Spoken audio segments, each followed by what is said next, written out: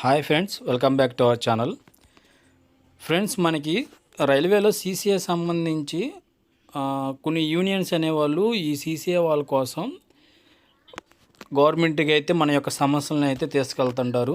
So అందులో భాగంగా మనకి AIRF, all India railway man federation వాళ్ళు అయితే మన యొక్క సమస్యలను అయితే బోర్డుకి అయితే తీసుకెళ్ళడం అయితే జరుగుతుంది.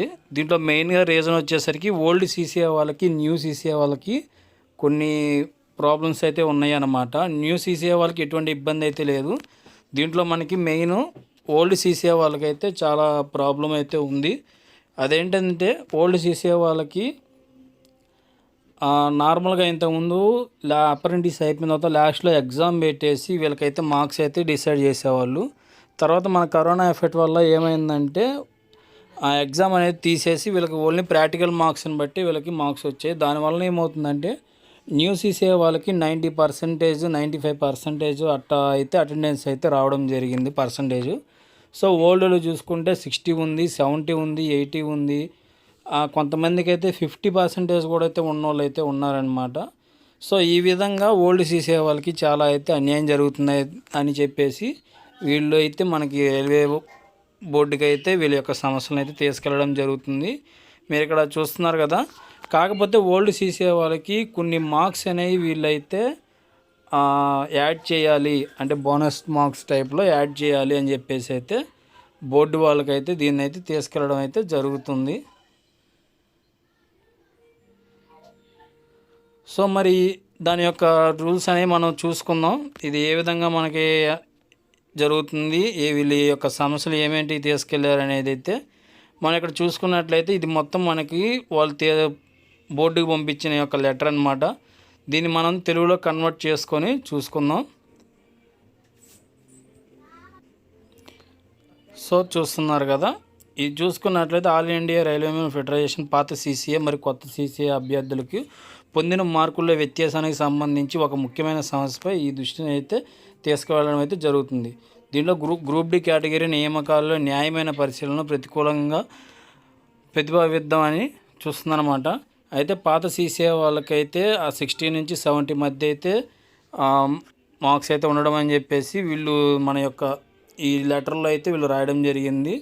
సో దీన్ని వీళ్ళు ఎన్ఎస్ఏ స్కోరు 60%, 70% ఉంది కదా. సో దానికి సంబంధించి ఇదనమాట. సో అదేవిధంగా ఇక్కడ చూసుకున్నట్లయితే కొత్త సీసీఏ వాళ్ళకి సంబంధించి ఇక్కడ చూస్తున్నారు కదా, కొత్త సీసీఏ వాళ్ళకి సంబంధించి ఇక్కడ 90% నుంచి 95% వరకు అయితే ఉండడం జరుగుతుంది. అదేవిధంగా పాత సీసీఏ వాళ్ళకి వచ్చేసరికి 60 నుంచి 70%, 80% ఈ విధంగా అయితే ఉండడం జరుగుతుందని చెప్పేసి వీళ్ళైతే దీంట్లో మెన్షన్ చేయడం అయితే జరిగింది. సో ఇక నెక్స్ట్ ఇక్కడ చూసుకున్నట్లయితే ఈ విధంగా పాత సీసీఏ వాళ్ళు కొత్త సీసీఏ వాళ్ళతో చూసుకున్నట్లయితే మినిమం ఎట్టలేదన్నా సరే 15 నుంచి 16 మార్క్స్ వీళ్ళు సిబిటీలో ఎక్కువ స్కోర్ చేయాల్సి వస్తుంది. ఇప్పుడు యావరేజ్గా 1/3 చేసిన సిబిటీ 2/3 చేసిన ఇక్కడ న్యూ సీసీఏ వాళ్ళకి 90%, 95% ఉంటే ఓల్డ్ సీసీఏ వాళ్ళకి వచ్చేసరికి 60%, 70% ఉంటుందన్నమాట. సో దానివల్ల ఏమవుతుందంటే ఇది 1/3 చేసుకున్నా సరే వీళ్ళు మనకి మినిమం ఎట్టలేదన్నా సరే 15 నుంచి 16 మార్కులు అయితే తెచ్చుకోవాల్సి వస్తుంది. సో దీని యొక్క సమస్యను అయితే వీళ్ళైతే తీసుకెళ్ళడం జరిగింది. ఇందులో భాగంగా వీళ్ళు ఏ పర్సంటేజ్కి ఎంత బోనస్ మార్కులు ఇవ్వాలి అనేది కూడా వీళ్ళు డిసైడ్ చేసి అయితే ఇవ్వడం జరిగింది వీళ్ళు ఇచ్చిన లెటర్లో. సో ఇప్పుడు మనం చూసుకుందాం ఎన్ని మార్క్స్ వచ్చిన వాళ్ళకి ఎన్ని బోనస్ మార్కులు కలపాలనేది ఇచ్చారో. సో ఇక్కడ చూస్తున్నారు కదా, ఇది వచ్చేసరికి ఓల్డ్ సీసీఏ వాళ్ళకి ఎంత పర్సెంటేజ్ వస్తే ఎన్ని మార్క్స్ అనేవి యాడ్ చేయాలి అనేది అయితే వీళ్ళైతే ఇవ్వడం జరిగింది. ఇప్పుడు ఒకవేళ ఓల్డ్ సీసీఏ వాళ్ళకి 60% ఉంటే వాళ్ళకి మినిమం 16 మార్కులు అయితే యాడ్ చేయాలని చెప్పేసి అని అంటున్నారు.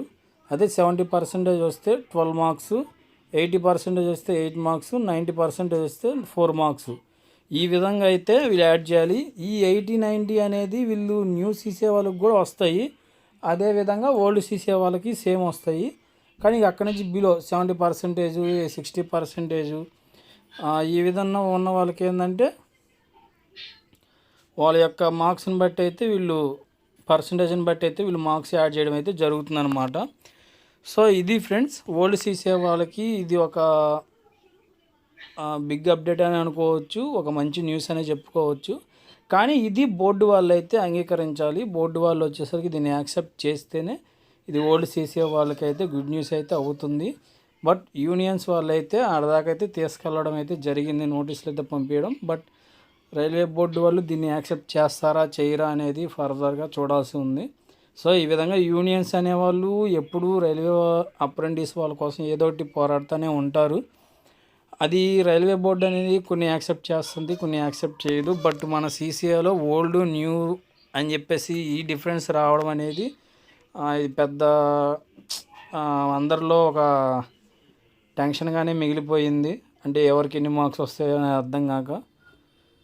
సో ఇది మనకి ఓల్డ్ సీసీఏ వాళ్ళ గురించి ఒక మంచి అప్డేట్ అయితే. సో మన ఛానల్లో ఉన్న సీసీఏ క్యాండిడేట్స్లో ఓల్డ్ సీసీఏ వాళ్ళు ఉన్నారు, న్యూ సీసీఏ వాళ్ళు ఉన్నారు.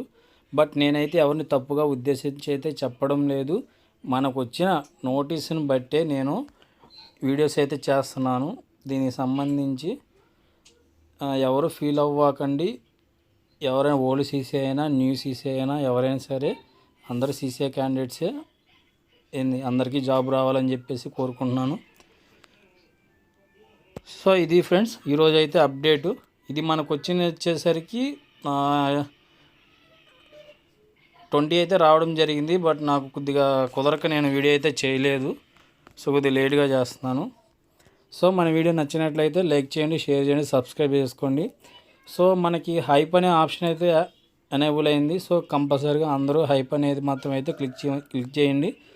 సో మన వీడియో అనేది ఇంకొంతమందికి రీచ్ అవుతుంది, నాకు కొంత బూస్టింగ్గా ఉంటుంది. మన యొక్క వీడియోస్ని ఏ విధంగా నేను చేయాలి అనేది కొత్తగా ఆలోచించేసి వచ్చిన అప్డేట్స్ని ఎమ్మటే మీకైతే తెలియజేస్తుంటాను. సో నాకు మీరు చేయాల్సిన సపోర్ట్ అలా ఏం లేదు. హైప్ అనే ఆప్షన్ ఇచ్చుకొని కుదిరితే వీడియోని షేర్ చేయడం, లైక్ చేయడం అయితే తప్పకుండా మర్చిపోవకండి. సో మరొక అప్డేట్తో మళ్ళీ కలుస్తాను ఫ్రెండ్స్. Bye bye.